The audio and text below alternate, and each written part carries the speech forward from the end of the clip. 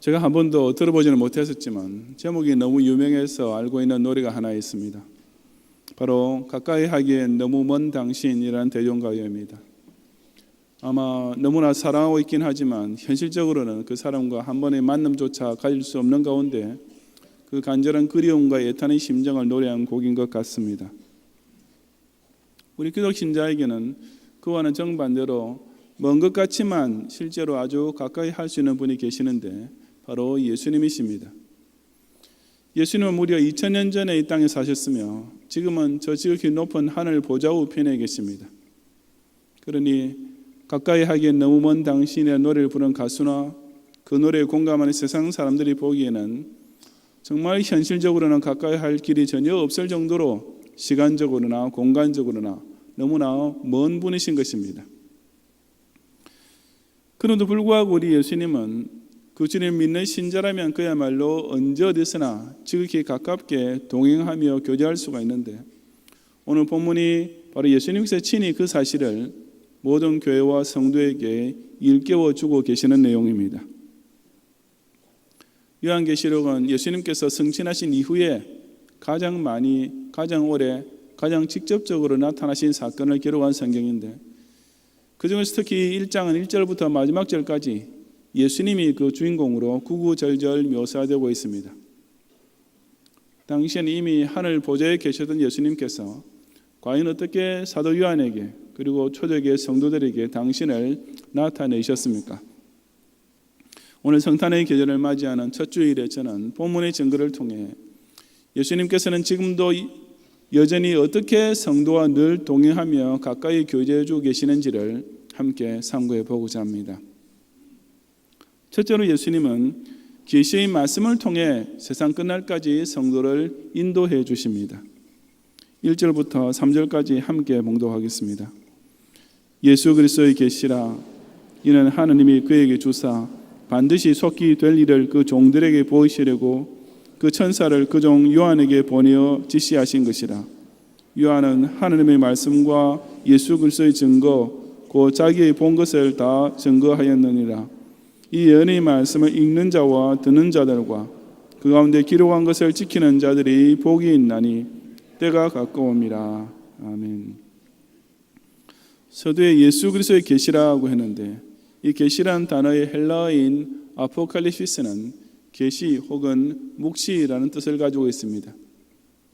계시는 숨은 것을 드러냄 혹은 감추어졌던 것이 나타남이라는 의미로서 하나님께서 인간에게 당신의 존재와 뜻과 행하시는 일들을 나타내 보여주시는 것을 가리킵니다. 묵시는 그 계시 중에서도 특히 종말에 대한 하나님의 섭리를 묵시문학적 양식으로 보여주시는 것을 뜻합니다. 그러므로 예수 그리스도의 계시란 바로 하나님께서 예수님을 통해 당신을 나타내 주시고 또 예수님께서 친히 종말에 대해 우리에게 미리 알려주시는 묵시의 말씀이라는 의미입니다. 계속 이어지는 구절에 이는 하나님이 그에게 주사라고 한 것도 이처럼 예수 그리스도만이 하나님께서 사람에게 주시는 최고의 특별 계시가 됨을 강조하는 것입니다. 또한 이 계시는 아무에게나 주어진 것이 아니라 구체적인 수신자가 있습니다. 그 종들이란 믿는 신자들을 가리키는 말이며 그 다음에 나오는 그 천사란 하나님의 계시를 전달하는 사자를 가리킵니다.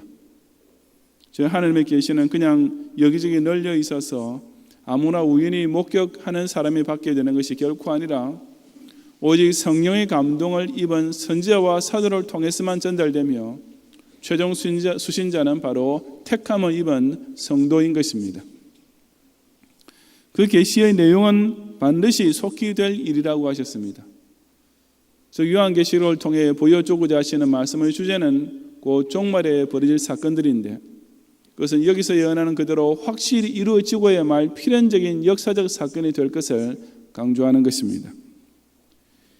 이전에 나온 하나님의 말씀과 예수 그리스도의 증거와 자기 즉 사도 요한이 본 것은 내용상으로 동격인데 사도 요한은 자신이 이것을 증거하였다고 했습니다. 즉 요한계시록에 기록된 말씀은 바로 사람이 아니라 하나님의 말씀이며 그 하나님 뜻을 사람에게 정확하게 전달해 주시는 유일한 중보자 예수 그리스도의 증거인 동시에 그 예수님께서 사도 요한에게 나타나셔서 환상을 통해 보게 하시고 기록하게 하신 것으로서 그 내용은 곧 반드시 속히 될 종말의 사건에 관한 일이었던 것입니다. 그렇다면 이런 계시의 말씀이 주어진 목적은 무엇이었습니까? 이어지는 3절에서 이 예언의 말씀을 읽는 자와 듣는 자들과 그 가운데 기록한 것을 지키는 자들이 복이 있나니 때가 가까움이라고 밝혀주고 있습니다. 읽는 자라는 말은 단수로 되어 있고 듣는 자들과 지키는 자들은 복수로 되어 있는데, 이것은 당시 유대인의 회당에서 대표자 한 명이 성경을 큰 소리로 읽고 나머지 회중들이 들었던 것처럼 오늘날의 예배 시간에도 말씀을 전하는 목사는 한 명일지라도 그것을 듣는 다수의 성도는 당연히 그 가운데 기록한 것을 지키는 자들이 되어야 함을 가리킵니다. 그렇게 해야 하는 이유에 대해서는 때가 가까움이라고 3절 끝에서 결론적으로 밝히고 있습니다. 이 때란 물론 종말을 가리킵니다. 그 당시에는 초대교회와 성도들을 향한 로마 제국의 박해가 본격적으로 극심해지는 무렵이었고 사도 요한 자신도 바로 그 때문에 밤모섬에 귀향을 가했던 형편이었습니다. 그처럼 어려운 환란의 시기에 예수님께서는 사도 요한을 통해 이 마지막 때에 반드시 속히 될 일에 대한 계시의 말씀을 주심으로써 교회와 성도가 끝까지 시험과 박해를 이기고 승리하는 복을 누릴 수 있도록 격려해 주셨던 것이었습니다. 예수님께서 십자가 대속을 성취하시고 승천하셨다고 해서 이제는 모든 사역에서 은퇴해야 하고 쉬고 계시는 것은 결코 아닙니다. 왜냐하면 그 주님께서는 사도 요한 시절과 꼭 마찬가지로 지금도 이 예수 그리스도의 계시, 즉 말씀을 통해 여전히 목자장으로서 당신의 양인 성도 한 사람 한 사람을 자상하게 인도해 주고 계시기 때문입니다. 삼국지에 보면 유비가 송건의 여동생과 결혼하기 위해 오나라로 가게 되는 장면이 나옵니다. 그때 제갈공명은 유비를 호위하는 조자룡 장군에게 3개의 주머니를 주면서 오나라에 도착한 후에 무슨 난관이나 위기에 봉착하게 될 때마다 그것들을 열어보라고 지시를 합니다. 조자룡이 나중에 그 주머니를 하나씩 열어보았더니 그 속에는 신기하게도 바로 지금 맞이하고 있는 위기 상황을 돌파할 수 있는 비책이 기록된 쪽지가 들어있었습니다. 그렇다면 비록 제갈공명이 오나라에까지 따라가지는 않았지만 그 주머니 속의 문서 자체가 곧 제갈공명이 조자룡과 동행해 준 것이나 마찬가지 아니었겠습니까? 예수 그리스도의 계시 또한 그러합니다. 예수님께서는 계시의 말씀을 통해 우리와 지금도 함께 계셔 주시며 온갖 시험과 환난에서 능히 이길 지혜와 능력을 친히 부여해 주십니다. 비록 예수님의 부활하신 몸은 분명히 하늘 보좌 우편에 앉아 계시지만 이 요한계시록을 위시한 신구약 66권이 우리에게 주어져 있는 이상 오직 연의 말씀을 읽고 듣고 지키기만 하면 실로 세상 끝날까지 예수님의 인도 가운데 늘 승리할 수 있음을 꼭 체험하는 성도들이 되시기를 바랍니다.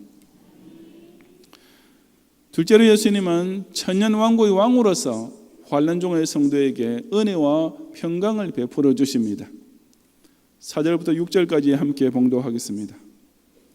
요한은 아시아에 있는 7교회에 편지하노니 이제도 계시고 전에도 계시고 장차 오실 이와 그 보좌 앞에 7 영과 또 충성된 증인으로 죽은 자들 가운데서 먼저 나시고 땅의 임금들의 머리가 되신 예수 그리스도로 말미암아 은혜와 평강이 너희에게 있기를 원하노라. 우리를 사랑하사 그의 피로 우리 죄에서 우리를 해방하시고 그 아버지 하느님을 위하여 우리를 나라와 제사장으로 삼으신 그에게 영광과 능력이 세세토록 있기를 원하노라. 아멘. 여기에 7교회란 물론 1차적으로는 이어지는 2장과 3장에 나오는 7교회들입니다. 하지만 사도 요한 당시만 해도 소아시아 지역에는 그 7교회들 외에도 우리가 잘 아는 골로새 교회나 드로아 교회 등 많은 교회들이 있었습니다. 그럼에도 불구하고 유독 이 7교회만을 제1차 수신자로 지정한 것은 7이라는 완전수를 통해 당시의 모든 초대교회들 및 앞으로 세워질 모든 신학교회들을 다 포함시키기 위함이었습니다. 그처럼 요한이 사도의 자격으로 모든 교회들을 향해 전한 인사가 과연 무엇이었습니까? 먼저 4절의 이제도 계시고 전에도 계시고 장차 오시니란 자존하시며 영존하시는 성부 하느님을 가리키며 그 보좌 앞에 7 영이란 바로 완전하신 성령 하느님을 가리킵니다. 보통은 성부 다음에 성자가 나오지만 이처럼 성령을 먼저 언급한 이유는 바로 성자 예수님을 제일 마지막에서 특별히 강조하기 위함입니다. 5절에 그 예수님을 가리켜 우선 충성된 증인이라고 했는데, 그래서 예수님께서 성부 하나님 뜻에 자발적으로 순종하여 비하된 몸으로 이 세상에 오셔서 대속 사역을 완수하신 것을 가리킵니다. 특히 증인이란 순교자라는 의미를 내포하는 것으로서 십자가에서 죽기까지 구원의 진리를 증거하신 예수님에게 정확하게 해당되는 것이기도 합니다. 그 다음에 죽은 자들 가운데서 먼저 나시고 라는 말씀은 예수님께서 모든 죽은 자들에게 부활의 첫 열매가 되셨음을 가리킵니다. 이어지는 9절에 예수님을 가리켜 땅의 임금들의 머리가 되신 분이라고 했는데, 이것은 지금 승천하신 이후에 영광을 얻으신 현재 예수님의 모습을 가리킵니다. 빌립보서 2장 8절부터 10절에 보면 예수님께서 자기를 낮추시고 죽기까지 복종하시어 십자가에서 죽으신 후에 이름으로 하나님이 그를 지극히 높여 모든 이름 위에 뛰어난 이름을 주사 하늘에 있는 자들과 땅에 있는 자들과 땅 아래에 있는 자들로 모든 무릎을 예수의 이름에 꿇게 하셨다고 증거하고 있습니다. 즉 택자 구원을 위하여 그토록 비하되셨던 예수님을 이제 하나님께서는 땅의 임금들의 머리, 즉 그야말로 왕 중의 왕으로 최고로 높여주신 것입니다. 사도 요한은 성부와 성령과 그리고 특히 바로 이런 예수 그리스도로 말미암아 은혜와 평강이 너희에게 있기를 원하노라 하고 교회와 성도들에게 축복의 문안 인사를 보내고 있었습니다. 절대 주권자 하나님, 교회와 성도를 완전하게 보살펴주고 계시는 성령님, 그리고 무엇보다도 십자가에서 죽으시고 부활하시고 승천하셔서 지금 영광의 보좌 우편에 천년왕국의 왕으로 좌정하여 다스리고 계시는 예수 그리스도를 믿는 성도들은 그 어떤 어려운 시절 위험한 처지 가운데서도 실로 넉넉한 은혜와 완전한 평강으로 서로를 축복할 수 있었던 것입니다. 그래서 사도 요한의 인사도 바로 그 주님께 영광을 돌리는 것으로 이어집니다. 5절 끝에서 그는 우리를 사랑하사 그의 피로 우리 죄에서 우리를 해방하시고 라고 했는데, 실로 예수님의 보혈 공로로 누리게 된 구원의 확신이야말로 모든 기독 신자에게 있어서 언제 어디서나 최고의 감사 제목입니다.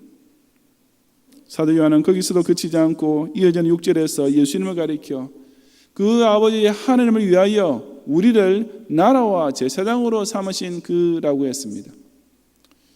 이 부분을 좀 더 정확하게 다시 번역하자면 우리를 하나의 왕국으로 만드시고 또한 그 아버지 하나님을 위하여 제사장으로 삼으신 그분이라고 해야 합니다. 사람으로서 이처럼 천년 왕국의 신민이 되고 더 나아가 하나님을 위한 제사장으로 쓰임받는 것은 실로 영광스럽게 짝이 없는 일이며, 그래서 사도 요한은 이것 때문에도 그에게, 즉 예수님께 영광과 능력이 세세토록 있기를 원하노라 아멘이라고 뜨거운 마음으로 찬양을 돌린 것입니다. 이 얼마나 멋진 인사였습니까? 앞서 말씀드린 대로 이 요한계시록이 기록될 당시는 로마 제국의 황제들이 전성기를 누릴 때였고, 반면에 교회 성도는 그 로마 제국의 절대 권력 아래에서 온갖 핍박과 박해를 당하고 있었습니다.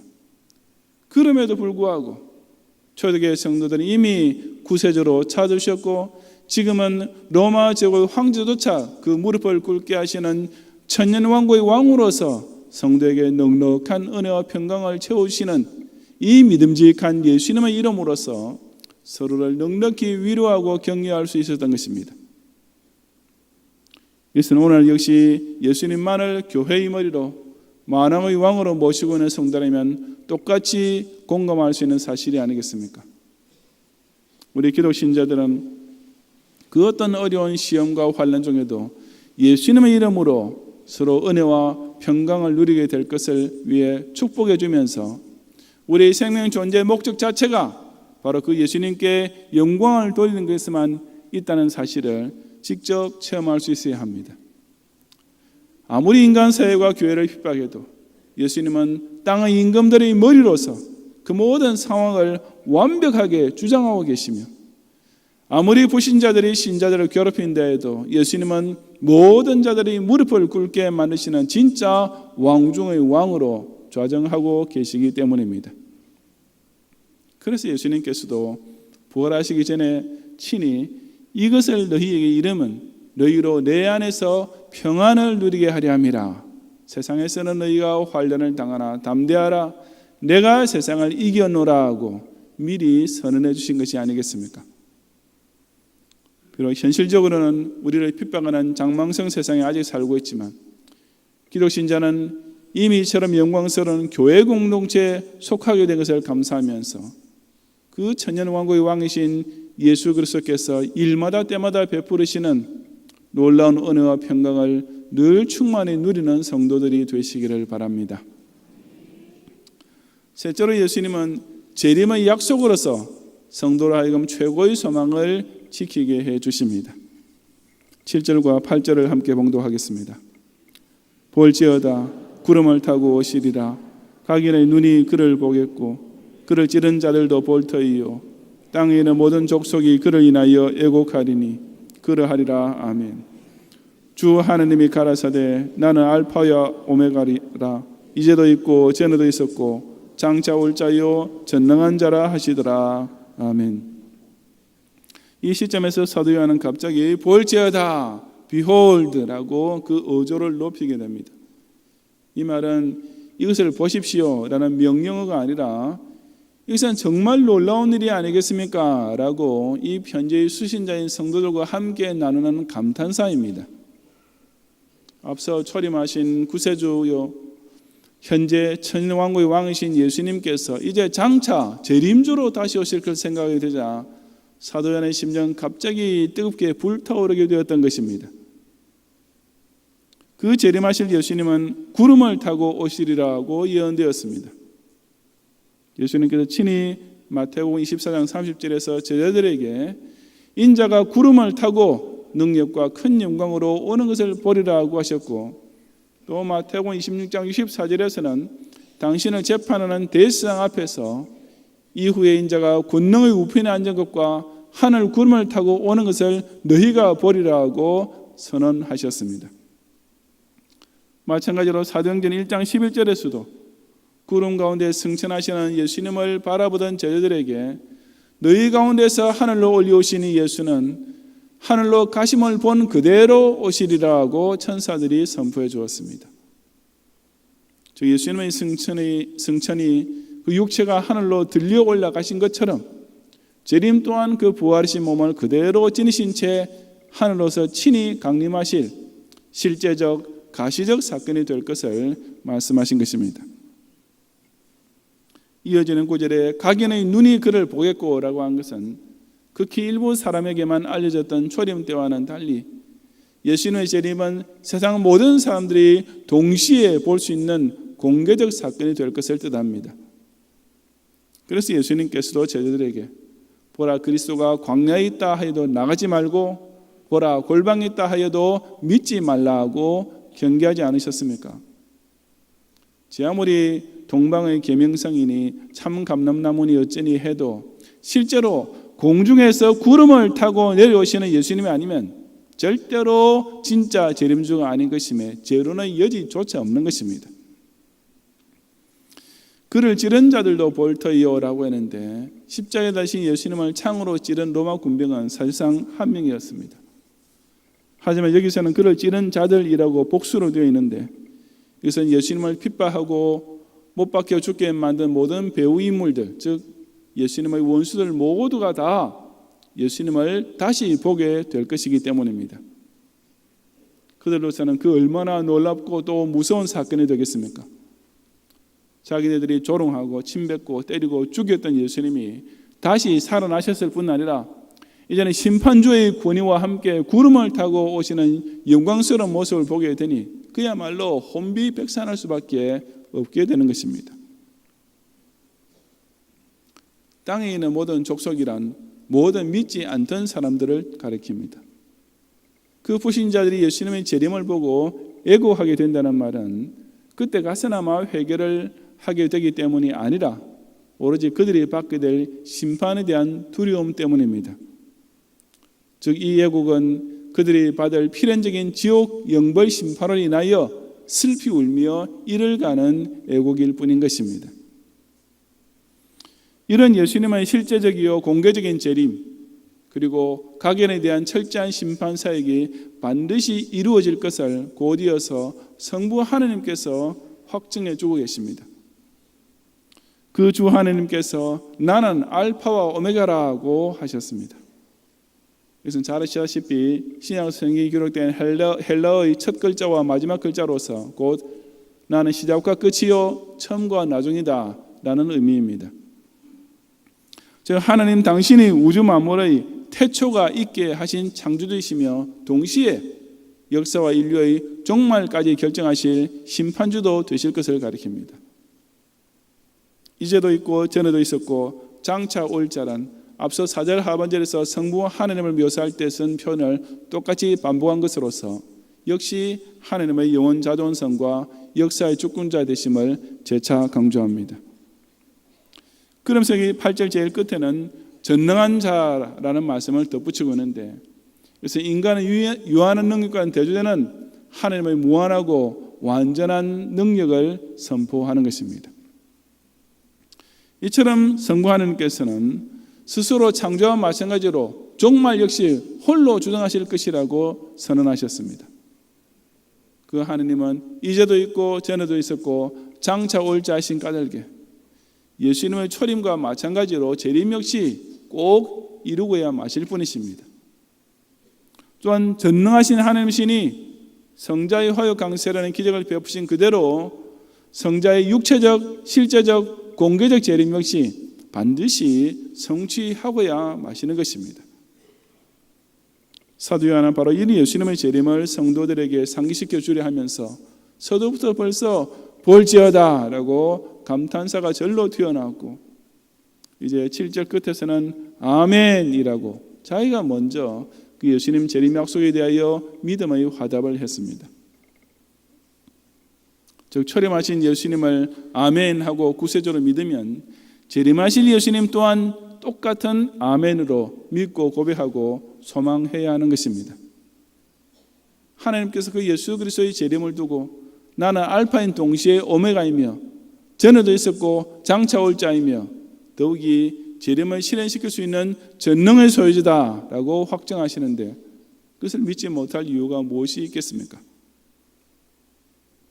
이런 예수님의 재림은 사도 요한뿐 아니라 그 뒤의 모든 성도들과 참된 교회들이 똑같이 공감하고 감격하며 고백하고 화답할 줄 알아야 할 예수 그리스도 신앙에 대한 예수 그리스도에 대한 신앙 고백의 필수 항목입니다. 예수님을 믿는다는 것은 먼저 그분이 나의 구세주이시며 하나님 아들이심을 믿는 가장 기본적인 신앙 고백에서부터 출발합니다. 하지만 그 동시에 그 예수님의 생애, 즉 대속적인 죽으심과 사망에서 승리하신 부활과 또한 영광의 보좌 편에 앉으신 승천도 역시 믿어야만 합니다. 그뿐 아니라 마지막으로 거기에다 바로 이 재림 또한 필수적으로 믿어야만 우리의 예수 신앙은 비로소 완성되는 것입니다. 사랑하는 사람과 지금은 아무리 멀리 떨어져 있다 하더라도 반드시 다시 만날 약속을 나누고 있기만 하면 매일 그 재회의 날을 그려보기만 해도 행복하지 않겠습니까? 마찬가지로 우리 기독 신자가 예수님이 다시 오신다는 사실만 확실히 믿어도 극복하지 못할 환난이 무엇이 되겠으며 인내하지 못할 고통이 무엇이 있겠습니까? 지금 당장 내 인생이 좀 힘들고 어려워도 결국 가서는 재림하실 주님을 친히 뵙고 천당으로 영접받게 될 것을 철석같이 소망하고 있는 성도라면 그야말로 세상이 감당치 못할 존재가 되고도 남음이 있는 것입니다. 예수님께서 세상에 초림하셨던 성탄절을 바라보면서 바로 그 주님께서 실제로 구름을 타고 전 인류 앞에서 공개적으로 각인을 심판하시기 위해 반드시 속히 재림하실 것이라니 최고의 소망에 대하여 실로 뜨겁게 진심으로 아멘하며 고백하고 화답하는 성도들이 되시기를 바랍니다. 성도 여러분, 예수님은 성탄 카드의 그림을 통해서나 보시는 분이 아닙니다. 바로 우리가 읽고 듣고 지키고 있는 성경의 계시를 통해 저와 여러분 한 사람 한 사람을 지금도 친히 인도해 주고 계십니다. 예수님은 우리가 저 멀리 천상 보좌에 좌정하고 계시는 모습으로 상상만 할 수 있는 대상이 아니십니다. 지금 이 순간에도 천년왕국의 왕으로서 바로 이 경량 공동체를 통해 우리 각자에게 온갖 은혜와 평강을 베풀어 주고 계십니다. 예수님은 2000년 전에 잠시 반짝하고 나타나셨다가 영원히 사라진 과거 역사의 인물이 결코 아니십니다. 그 약속하신 대로 반드시 속히 다시 재림하셔서 우리 각자 그 그리운 주님과 얼굴과 얼굴을 맞대고 만나게 될 영원한 주님이신 것입니다. 찬송가 490장의 고백 그대로 우리는 주께서 날 붙들어 주심으로써 그 주님께로 날마다 더 가까이 나아갈 수가 있습니다. 즉 예수 그리스도로 말미암아 주어지는 계시와 은혜와 소망 때문에 저 여러분은 비록 멀리 계신 것처럼 보이는 주님이지만 실로 더 가까이 모시면서 살 수 있는 것입니다. 이번 성탄절에도 바로 예수님께서 친히 베푸시는 성경 말씀과 교회 중심의 은혜와 평강 및 재림의 소망을 더욱 뜨겁게 체험하고 굳게 간직함으로써 결국 저 하늘나라 다 올라가 구주의 품 안에 안기는 영광의 자리에까지 다 함께 꼭 이르는 성도들이 되시기를 주님의 이름으로 축원합니다.